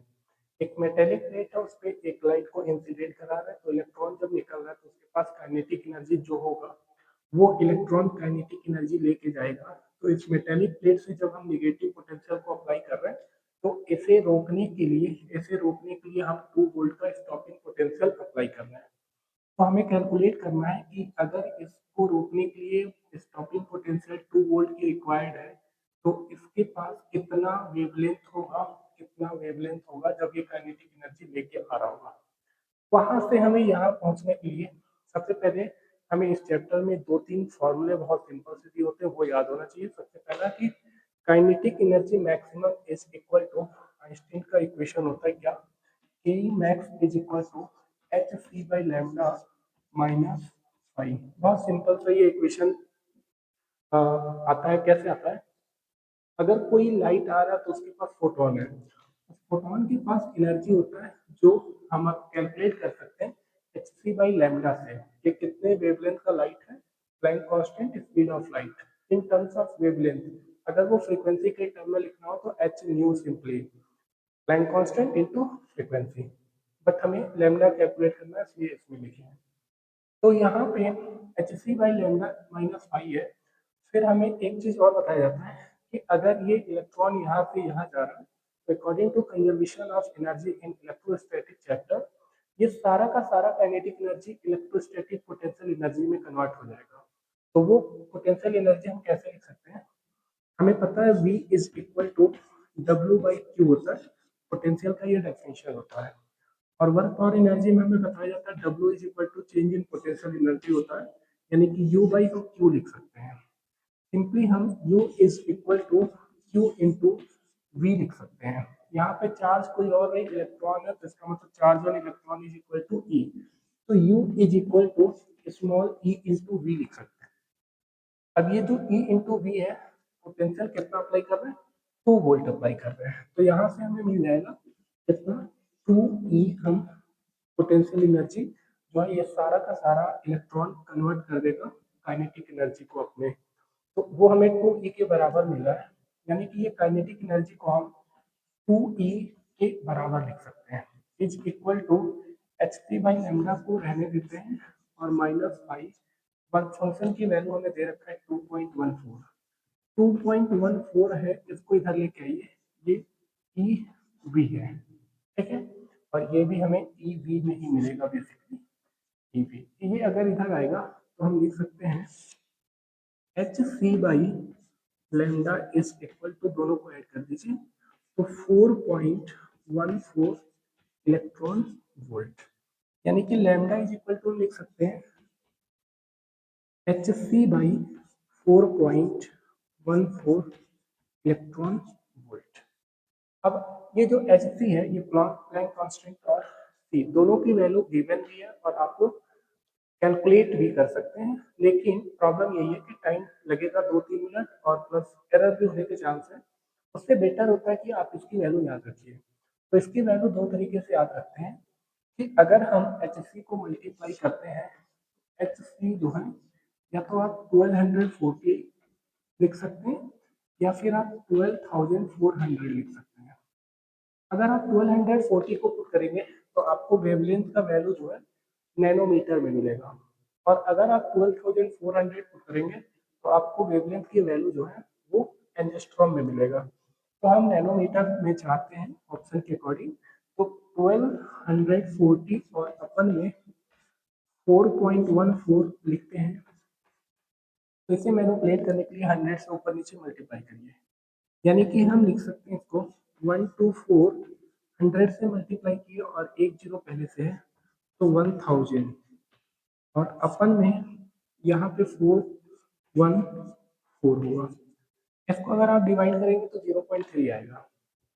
अगर आप 0.3 लिखते हैं, 0.3 इंटू 1000, और हमने बताया कि अगर 1240 रखते हैं तो मीटर में मिलेगा, इसका मतलब इतना नैनोमीटर है।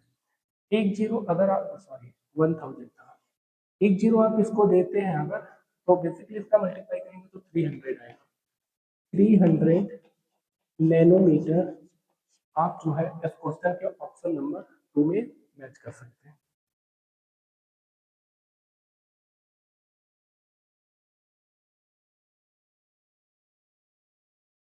Question number 14 is very simple, that belongs to ray optics chapter, in which we have given that a concave mirror having focal length f in air, when we have submerged this setup in water or any medium having refractive index mu, तो हमें बताना है कि इसका जो नया focal length है वो कितना होगा। जब भी किसी कॉन्केव मिरर को हम कहीं पे भी रखें, उसका जो फोकल लेंथ आता है बेसिकली वो फोकल लेंथ हमें रेडियस ऑफ कर्वेचर को डिवाइड करने पे मिलता है। रेडियस ऑफ कर्वेचर के हाफ करने से अगर हमें यहाँ पे फोकल लेंथ की वैल्यू मिलता है, तो आप इसे चाहे वाटर में रखिए, किसी ग्लास स्लैब में रखिए या कैरोसिन में, डजन मैटर, इसका जो फोकल लेंथ है वो चेंज नहीं होता, मीडियम पे डिपेंड नहीं करता है, वो सेंटर ऑफ कर्वेचर कितना दूर है, यानी कि उसका रेडियस ऑफ कर्वेचर उसी का हाफ करने से फोकल लेंथ आता है। तो आप सिंपली एफ दे रखा है तो एफ ही टिक करेंगे जो ऑप्शन नंबर 3 में है।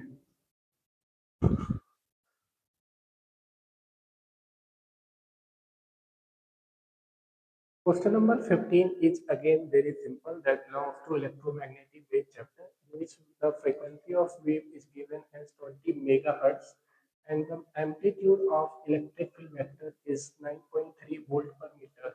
So we have to calculate the amplitude of magnetic field vector. इसके लिए आपको बहुत सिंपल सा एक फॉर्मूला याद रखना है, E not is equal to B not into C. अगर ऐसे आप लिखते हैं तो ये आपको काफी इंटरेस्टिंग बोलने में लगता है, इसलिए याद नहीं रहता है। B not is equal to B not into C. तो बी नॉट की वैल्यू अगर आपको कैलकुलेट करना है तो सिंपली हम ई नॉट बाई सी लिखेंगे, ई नॉट बाई सी। इसका मतलब हम यहाँ पे ई नॉट की वैल्यू लिखेंगे कितना, 9.3 और अपन में 3 इंटू 10⁻8 मीटर पर सेकेंड जो भी है। B not is equal to, अगर इसको डिवाइड करें तो 3.1 और इसको ऊपर लेके जाएं तो 10⁻−8। ये सारे लोग एसआई यूनिट में थे, एसआई यूनिट और ये मीटर पर सेकेंड, तो इसका मतलब ये हमें एसआई यूनिट में मिलेगा टेस्ला। तो बी नॉट की वैल्यू हमें यहाँ से मिल जाता है। इस ऑप्शन को और इंटरेस्टिंग बना सकता था कि ये बी नॉट जो है वो सारे में आपको जेड जेड जेड जेड ही लिखा हुआ है। इसका मतलब ये है कि अगर ये वाई एक्सिस के अलाउंग चल रहा है तो इलेक्ट्रिक फील्ड, मैग्नेटिक फील्ड और वेव का प्रोपोगेशन तीनों लोग परपेंडिकुलर होते हैं। तो ये जो है वाई में नहीं होता, वाई छोड़ के एक्स और जेड दोनों में हो सकता है, ठीक है। तो बी नॉट में हालांकि वो जेड जेड चारों ऑप्शन में दे रखा है, बट इस मैग्नीट्यूड वाइज आप जाएंगे ऑप्शन 2 मिल जाएगा।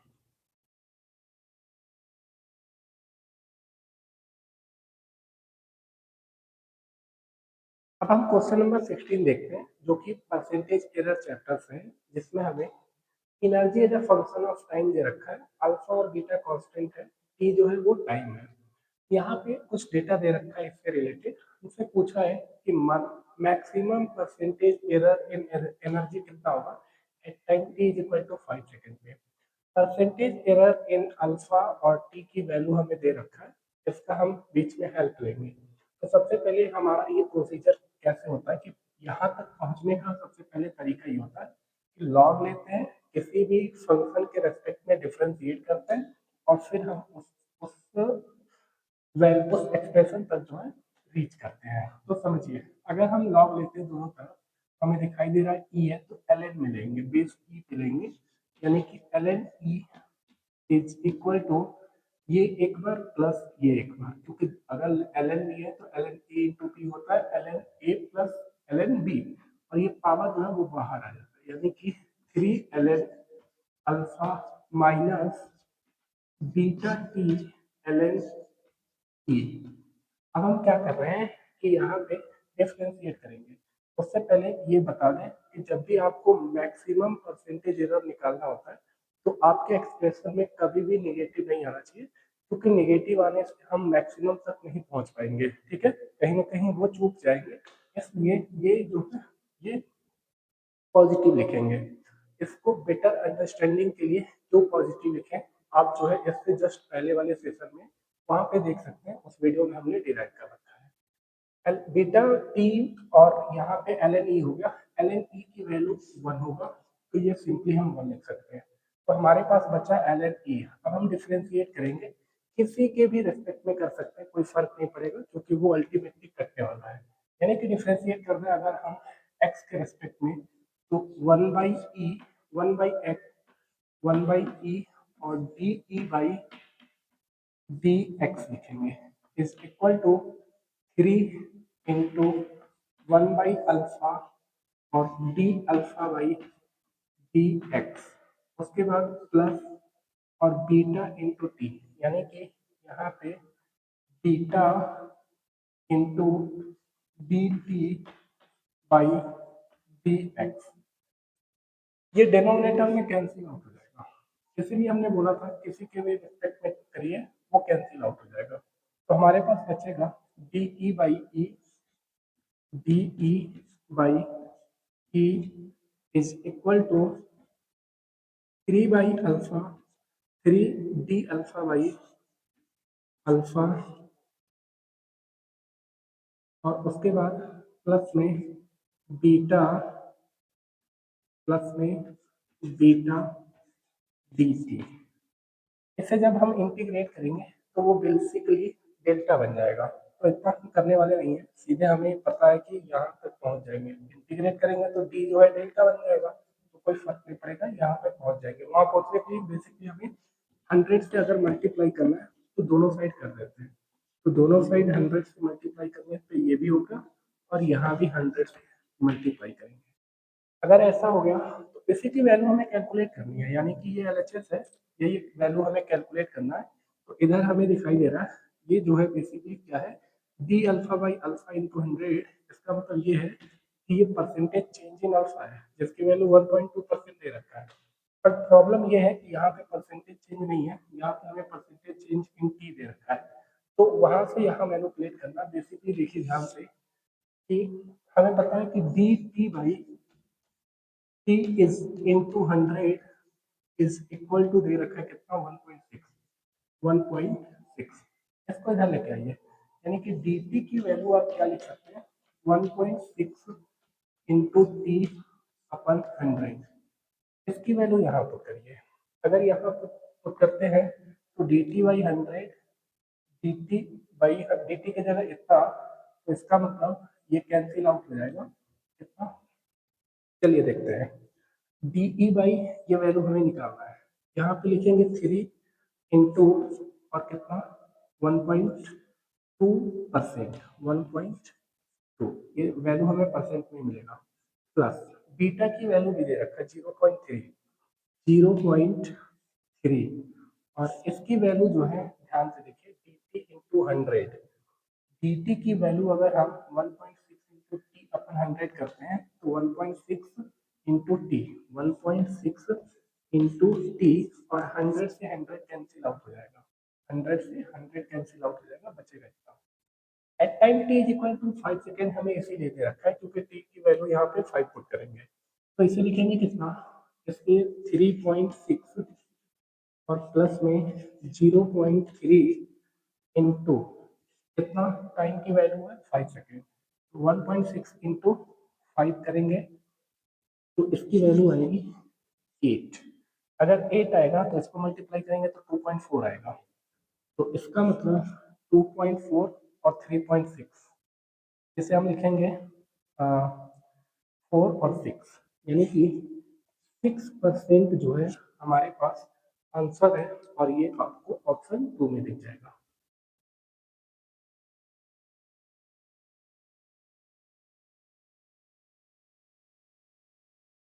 So the question number 17 has given from chapter string wave, in which we have the expression for wave is given as 4 sin 200 into 10 to the power minus 3 x plus 600 t in millimeter। हमें calculate करना है कि जो wave का propagation of velocity है वो calculate करना है। इसके लिए आपको कुछ इंफॉर्मेशन आपको यहाँ पे पता करनी चाहिए। ये जो इक्वेशन है ये स्टैंडर्ड इक्वेशन है as a function of time और डिस्प्लेसमेंट, यानी कि एक्स और टाइम दोनों के साथ बदलने से वाई कैसे बदलेगा वो चीज़ है। इन दोनों के बीच में अगर हमारे पास दोनों सेम साइन रहेंगे तो इसका मतलब वेव का प्रोपोगेशन नेगेटिव डायरेक्शन में हो रहा है, और अगर अपोजिट साइन होंगे तो उसके वजह से जो प्रोपोगेशन होगा वो पॉजिटिव डायरेक्शन में होगा। ये आपको याद रखना है, क्योंकि मैग्नीट्यूड सेम आने के बावजूद भी आपको डायरेक्शन डिसाइड करना पड़ेगा, तो ये इन्फॉर्मेशन आपको याद रखना है। प्लस ये वेव नंबर होता है ओमेगा बाई वी, फॉर्मूला होता है, वी को हम वेव वेलोसिटी कहते हैं, ओमेगा हमें इक्वेशन में मिल जाता है जिसे हम एंगुलर फ्रीक्वेंसी कहते हैं। तो बेसिकली अगर हमें वी कैलकुलेट करना है तो वी इज इक्वल टू, हमें ऐसे याद रहना चाहिए omega is equal to Virat Kohli, ऐसे विराट कोहली कितना याद रहेगा। तो ओमेगा अगर कैलकुलेट करना है, जैसे हमें जाना वहीं पे है, वेलोसिटी इज इक्वल टू कितना, velocity is equal to omega by के।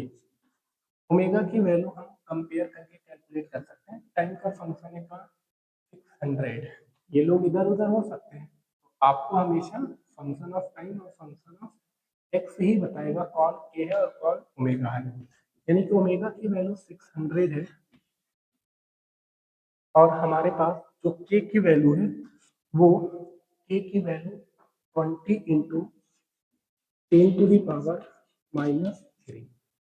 अगर ये मिलीमीटर में है तो वेलोसिटी हमें मिलीमीटर पर सेकेंड मिलेगा, मिलीमीटर पर सेकेंड। इसे सिंप्लीफाई करें तो आप 30 लिख सकते हैं, 30 इंटू 10⁻³ मिलीमीटर पर सेकेंड। और इसे आप 30 मिलीमीटर को मीटर कन्वर्ट कर सकते हैं। Hence simply V is equal to 30 metre पर सेकेंड। ठीक है, ये मैग्नीट्यूड आ गया। अगर आप कंपेयर करें साइन को तो यहाँ भी प्लस है और यहाँ भी प्लस है। समतम अगर सेम साइन है तो इनका डायरेक्शन अपोजिट होगा, निगेटिव डायरेक्शन में। तो ये वेलोसिटी हमें केवल मैग्नीट्यूड दे रहा है, यहाँ पे माइनस लगाएंगे तो डायरेक्शन भी हो जाएगा। अगर पॉजिटिव डायरेक्शन होता तो प्लस वाले पे टिक करते, बट ये निगेटिव डायरेक्शन होने के बाद वजह से ये ऑप्शन 4 होगा।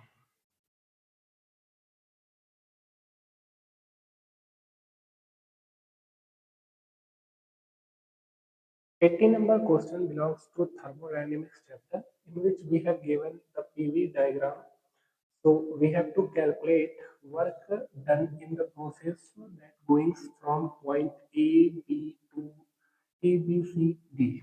So अगर हमें ये वर्क डन कैलकुलेट करना है कितना होगा, आपको ये फॉर्मूला पता होना चाहिए कि अगर हम किसी भी थर्मोडायनेमिक प्रोसेस में आइसोकोरिक को छोड़ के, क्योंकि वहाँ चेंज इन वॉल्यूम जीरो होता है तो वर्क डन जीरो होता है। पीवी डायग्राम का जो हमारे पास कर्व होता है वो वर्क डन के बराबर देता है।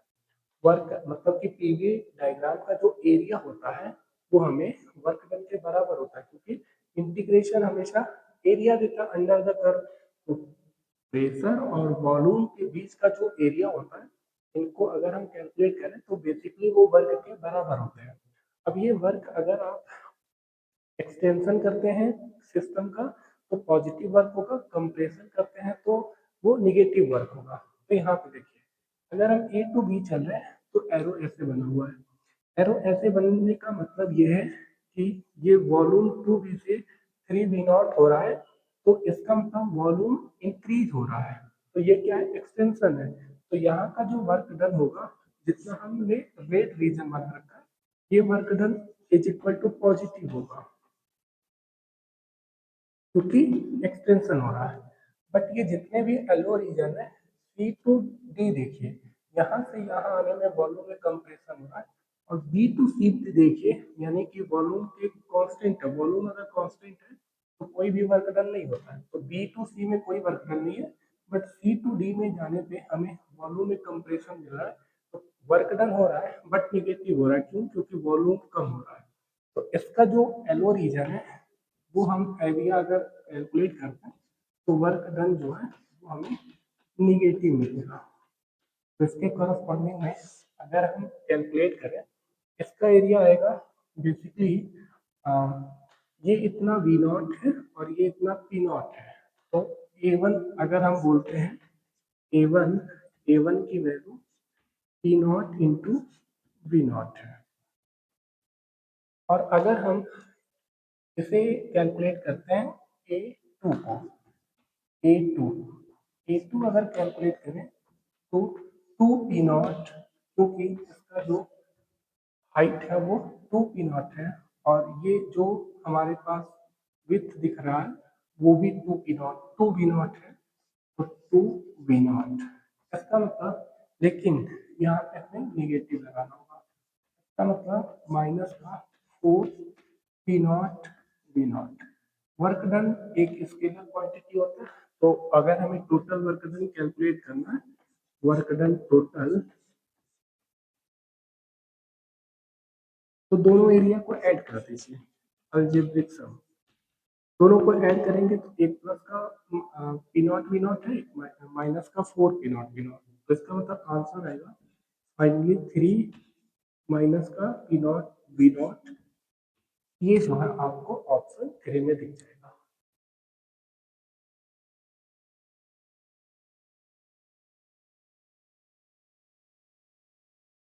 The question number 19 basically belongs to semiconductor chapter because two diodes are connected in parallel to each other.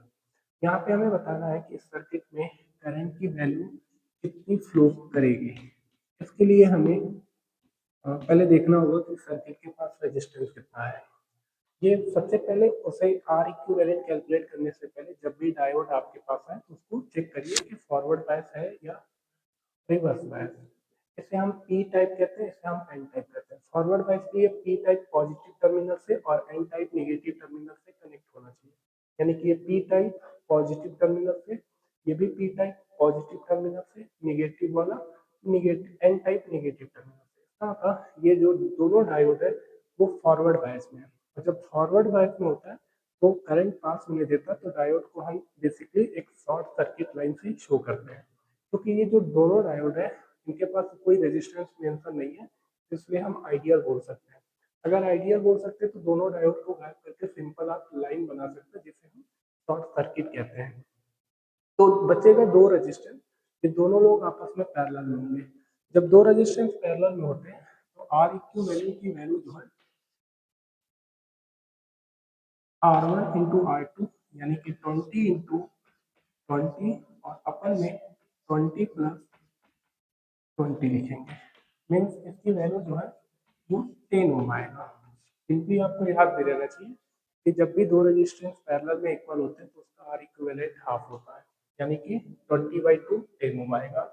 तो करंट की वैल्यू कैलकुलेट करना है तो I is equal to V upon R equivalent 5 volt upon 10 ohm, जिसकी value 0.5 ampere आएगा। तो ये 0.5 ampere आपको थर्ड ऑप्शन में दिख जाएगा।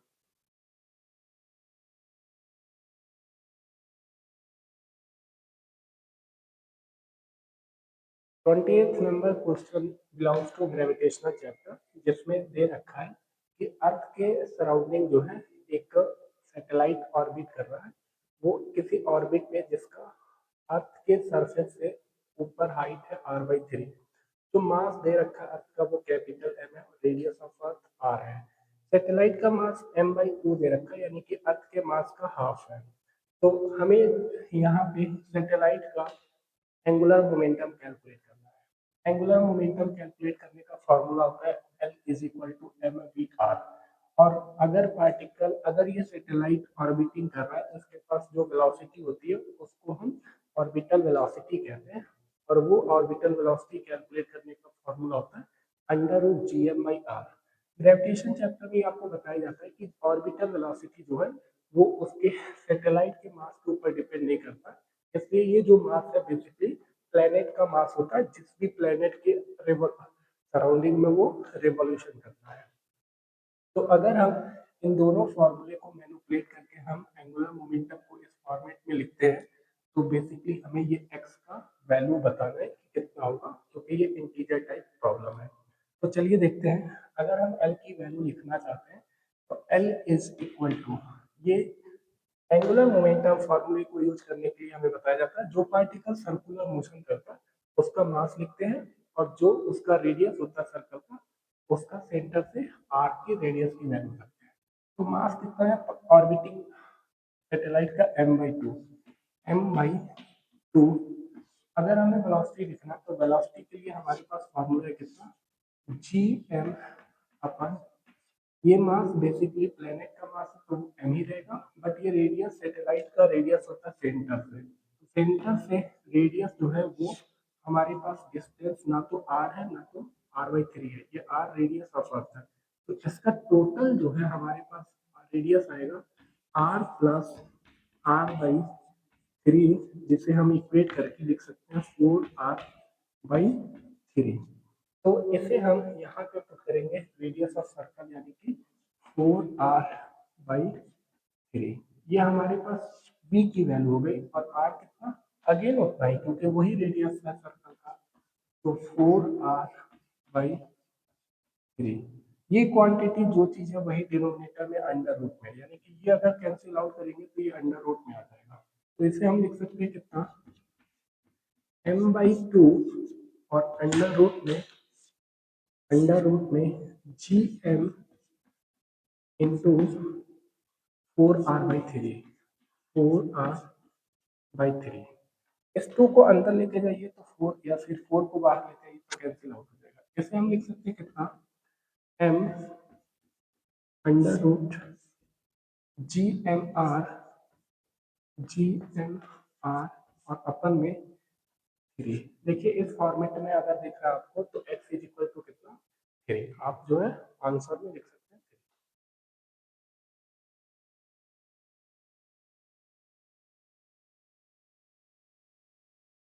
3। 21st नंबर क्वेश्चन में हमें एक इलेक्ट्रिकल सर्किट दे रखा है जिसमें कैपेसिटर है एक।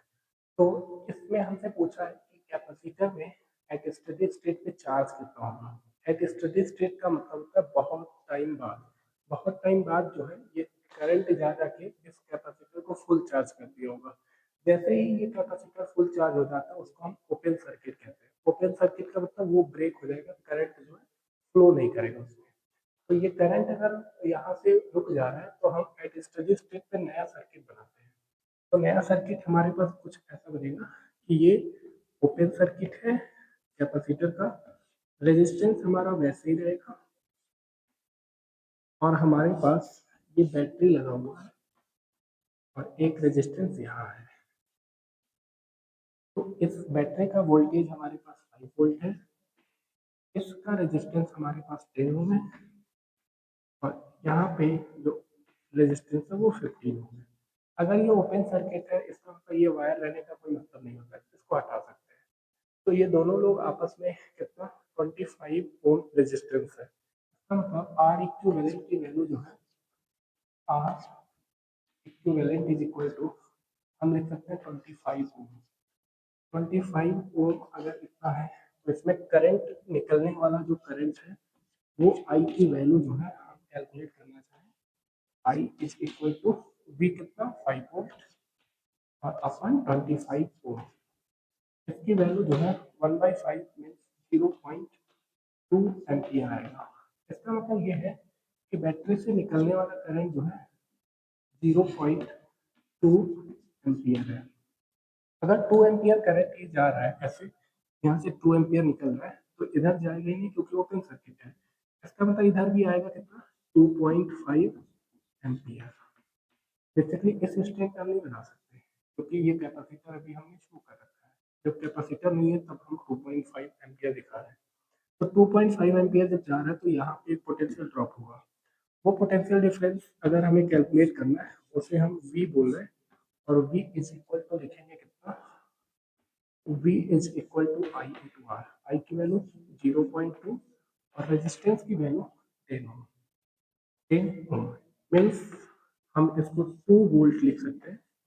इसका मतलब ये है कि एट स्टेडी स्टेट पे यहाँ का जो पोटेंशियल डिफरेंस है वही पोटेंशियल डिफरेंस यहाँ। कैपेसिटर के पास पोटेंशियल डिफरेंस हमें मिल गया कितना V is equal to 2 volt. अगर एट स्टेडी स्टेट इसके अक्रॉस पोटेंशियल डिफरेंस मिल गया तो Q इज इक्वल टू होता है CV। Q is equal to C into V होता है। C की वैल्यू पुट करिए। मैक्सिमम टाइम आपको कैपेसिटेंस में माइक्रो या पिको दिखेगा क्योंकि कैपेसिटेंस बहुत ही बड़ा क्वांटिटी होता है। वन कैपेसिटेंस मीन्स बहुत ह्यूज क्वांटिटी है, इसलिए प्रैक्टिकल डेटा आपको दिया जाता है। तो माइक्रो को आप 10⁻⁻6 से मल्टीप्लाई करना मत भूला करें। तो यहाँ पे हम अगर आप माइक्रो में लिखना चाहते हैं तो ये और अच्छा बेटर होता है कि न्यूमेरिकली आपको माइक्रो में दिखेगा तो लास्ट में चल के एलिमिनेट कर लेंगे। पी की वैल्यू हम 8 माइक्रो रख रहे हैं इनटू वोल्ट हमारे पास है कितना 2 वोल्ट। तो यहाँ पे हम 2 वोल्ट लिखेंगे। इसे अगर मल्टीप्लाई करें तो 16 माइक्रो फैरेड लिखेंगे। ये आपको इसकी वैल्यू बतानी थी, यानी कि आपको इंटीजर टाइप प्रॉब्लम के आंसर में 16 आंसर देना है।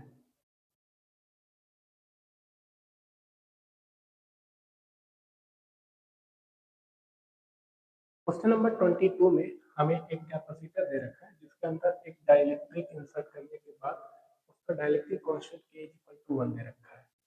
ये जो कैपेसिटेंस है इसका वो 2.5 माइक्रोफैरेड। इसमें जो वोल्टेज हम अप्लाई कर रहे हैं वो टाइम वेरिंग वोल्टेज है, यानी कि इसके पास कुछ dV/dt रेट है और वही हमें कैलकुलेट करना है। तो यहाँ पे हमें एक डिस्प्लेसमेंट करंट जितना ये इसके अंदर जो है वो चल रहा है, वो डिस्प्लेसमेंट करंट की वैल्यू हमें 0.25 मिली एम्पियर दे रखा है तो उसके अकॉर्डिंग हमें ये dv/dt की वैल्यू बतानी है। तो वहां तक हमें पहुंचने के लिए मैनिपुलेशन करना होगा। बट अगर हमें ये समझ में आना चाहिए कि इलेक्ट्रोमैग्नेटिक वेव में हमें बताया जाता है कि डिस्प्लेसमेंट करंट ये बीच में जो कैपेसिटेंस में होता है वो इक्वल टू होता है इस कंडक्शन करंट के बराबर। जो कंडक्टर में करंट फ्लो करता है उसे हम कंडक्शन करंट कहते हैं, जो जनरली करंट हम पढ़ते हैं। लेकिन इलेक्ट्रोमैग्नेटिक वेव में हमें बताया गया जाता है कि कैपेसिटर के बीच में हवा होता है, अगर डाइलेक्ट्रिक मटेरियल ना हो तब भी करंट कैसे फ्लो करता है, तो वो हवा में नहीं, बेसिकली वहां पे जो करंट आता है उसको डिस्प्लेसमेंट करंट कहते हैं। वो एक अलग थियरी पे काम करता है।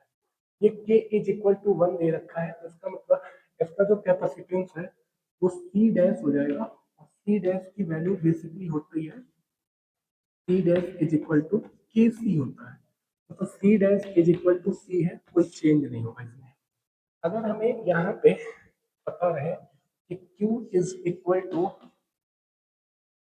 सी इंटू वी होता है, ये चार्ज भी टाइम के साथ बदल रहा होगा क्योंकि वोल्टेज टाइम के साथ बदल रहा है, तो हम डिफ्रेंशिएट करेंगे इसे टी के रिस्पेक्ट में।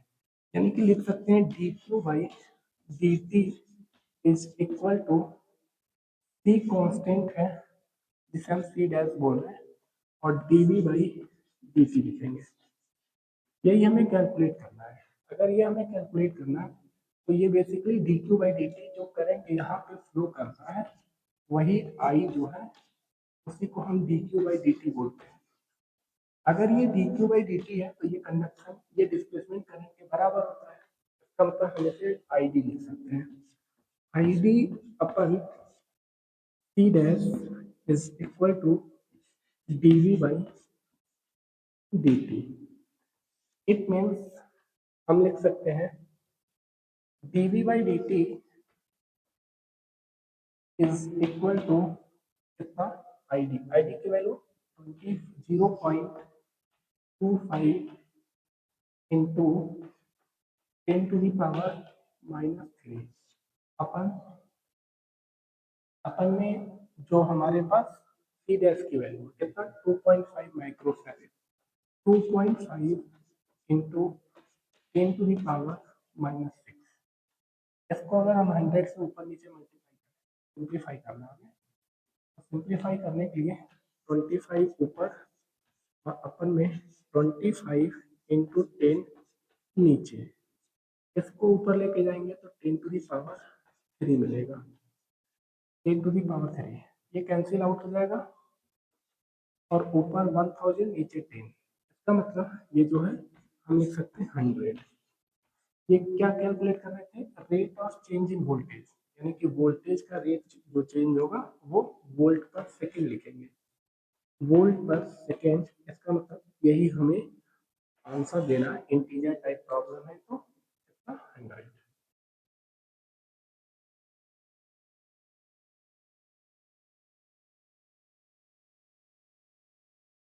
Question number 23 belongs to AC circuit, that is the topic of resonance.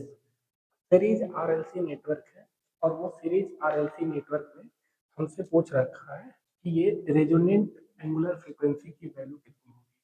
हमें याद रखना चाहिए कि जो रेजोनेंट एंगुलर फ्रीक्वेंसी होता है उसका फॉर्मूला तो 1/√L इंटू सी, यही दो वैल्यू हम पुट करेंगे और ये वैल्यू मल्टीप्लाई करने के बाद इस फॉर्मेट में मैनिपुलेट करेंगे और यहाँ पे हम आंसर बता देंगे।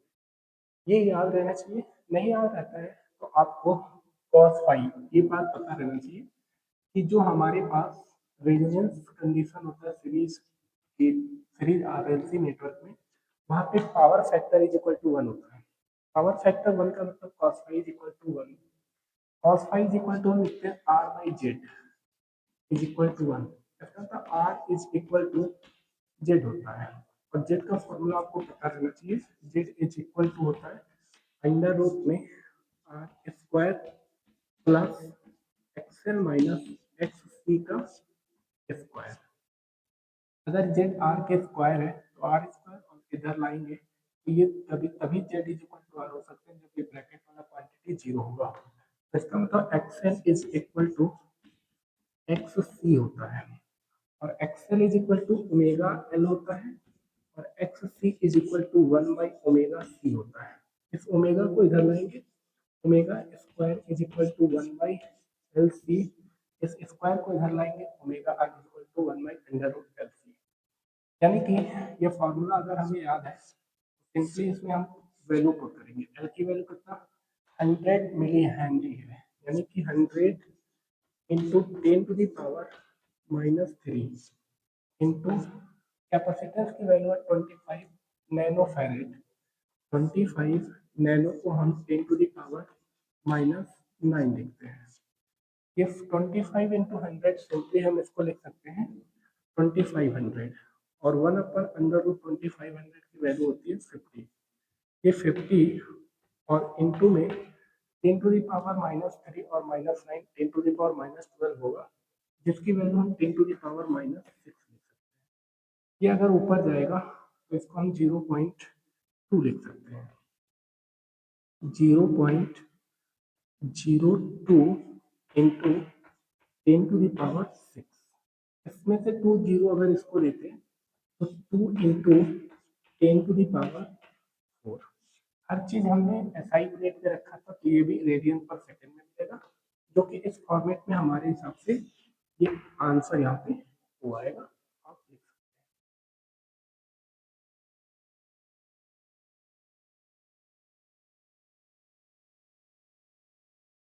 अब जो हमारे पास क्वेश्चन नंबर 24 है, वो बेसिकली मिक्स प्रॉब्लम है, surface tension and fluid mechanics हल्का सा मिक्स कर रखा है।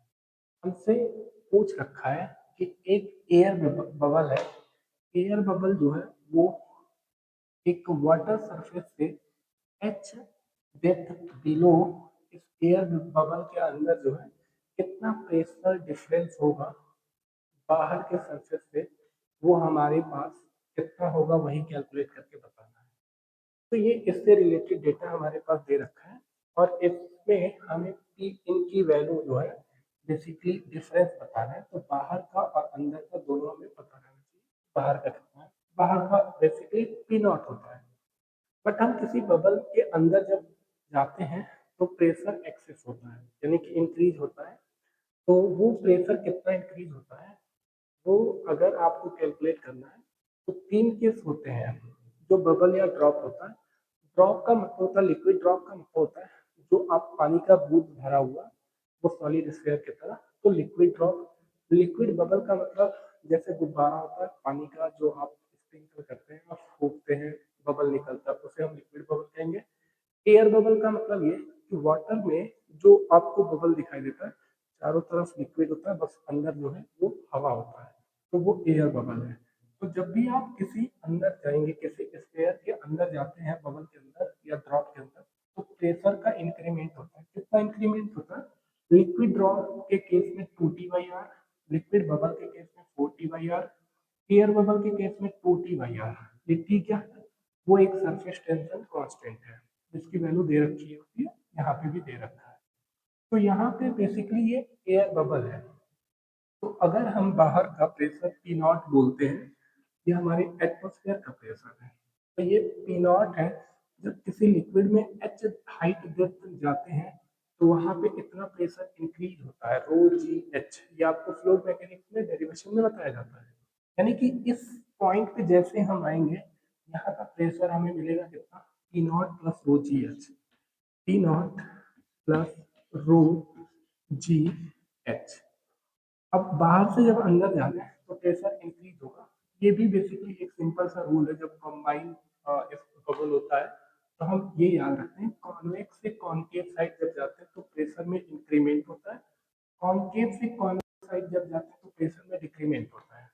तो ये हम जब बाहर से अंदर जा रहे हैं तो बबल के अंदर जा रहे हैं, तो बबल के अंदर तो इतना प्रेशर तो होता ही है, यहाँ आप सीधे सीधे यही याद रखेंगे तो ज्यादा बेटर होगा।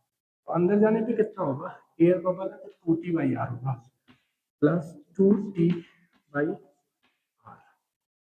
और ये वैल्यू किसके बराबर होगा, अंदर जब पहुंच जाएंगे तो पी इन के बराबर होगा। इसका मतलब इसको इधर लेके जाएंगे तो पी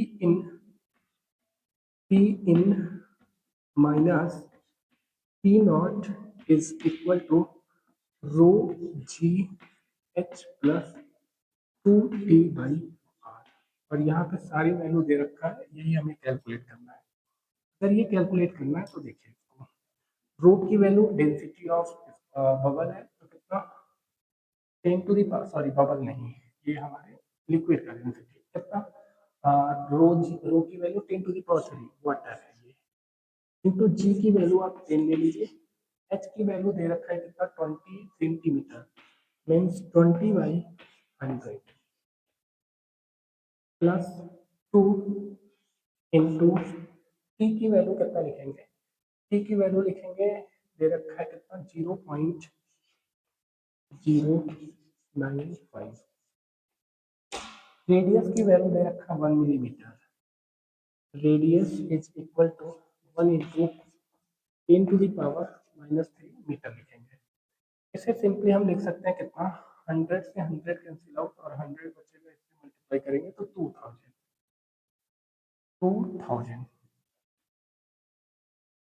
और उसके बाद इसको अगर हम मैनिपुलेट करें 10 टू द पावर 3 ऊपर जाएगा और होगा कितना 1000, और 1000 अगर है तो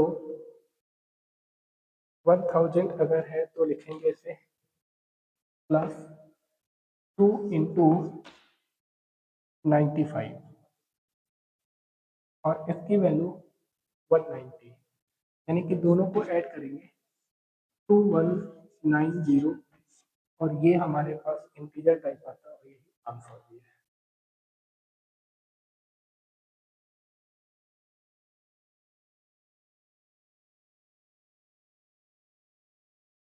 This one is last question from wave optics chapter, जिसमें हमें maximum intensity to the minimum intensity का रेशियो 9/4 दे रखा है और वो हमसे पूछ रहा है कि एक बार विथ पहला जो विथ है, जो YDSC में 2 स्लिट होते हैं, एक के स्लिट का जो ओपन माउथ है विथ उसका डी दे रखा है और दूसरे वाले का एक्स डी, तो हमें बताना है कि ये एक्स का वैल्यू कितना होगा, क्योंकि वो इतने टाइम्स मल्टीपल है तो हमारे पास एक्स की वैल्यू कितनी होगी।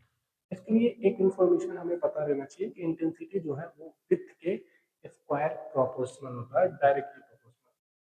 ये बेसिकली ये हमें नहीं दे रखा है, वो स्टेटमेंट हमारे पास है, तो ये फार्मूला हमें याद रहना चाहिए। Maximum intensity basically I resultant का फार्मूला होता है, जो आप लिखते हैं उसी चीज को मैक्सिमम, जब कॉस फाई की वैल्यू 1 होता है तब हम उसको हम इस तरीके से लिख सकते हैं। तो ये मैक्सिमम इंटेंसिटी, ये भी हमें याद रहना चाहिए, ये मिनिमम इंटेंसिटी ऐसे लिखते हैं, ये भी हमें याद रहना चाहिए। तो इस चीज को सिंपली हम इस तरीके से लिख सकते हैं, √I1 प्लस √I2 और अपन √I1 माइनस √I2 का होल स्क्वायर, और जब इधर भेजेंगे तो वो रूट बन जाएगा, यानी कि इसे हम 3/2 लिख सकते हैं। और जब इंटेंसिटी अगर इसके प्रोपोर्शनल है विथ के, तो इसका मतलब आई की जगह हम डी स्क्वायर लिख सकते हैं और I2 की जगह एक्स डी स्क्वायर। तो हमें क्या मिलेगा, यहाँ पे अगर हम डी स्क्वायर लिखेंगे तो डी, और प्लस अगर हम एक्स स्क्वायर डी स्क्वायर लिखेंगे तो एक्स डी। उसी तरीके से यहाँ पे हम लिखेंगे एक्स, यहाँ पे अगेन डी, और यहाँ पे एक्स माइनस का X D is equal to 3/2। इसमें से अगर डी कॉमन ले लें तो 1 प्लस एक्स और अपन में 1 minus X is equal to 3/2 cross multiply करें तो 1 plus X is equal to 1 minus X, इसको 2 और इसको 3, यानी कि 2 को इधर लेके जाएंगे और इधर ऐसे करते हैं, 2 plus 2x is equal to 3 minus 3x, इसको इधर लाएंगे तो 5x और इसको इधर ले जाएंगे तो 3 माइनस 2 1, यानी कि x इज इक्वल टू 1/5। अगर 1/5 आ रहा है तो आप x इज इक्वल टू इसको 5 लिख सकते हैं, क्योंकि x का जो उतना ही टाइम तो मल्टीप्लाई हो रहा है, तो इसे आप 5 लिख के ऑप्शन जो है आप 2 लगा सकते हैं।